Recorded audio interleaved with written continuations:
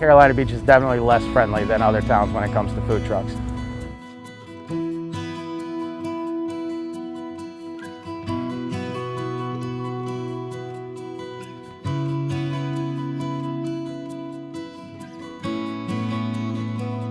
We're not there to take food or money out of a restaurant's pocket.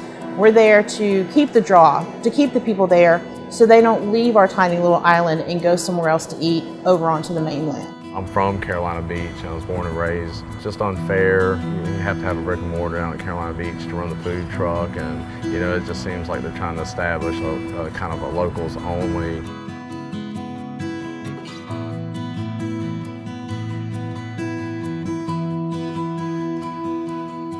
I believe the public should be the ones who decide where and who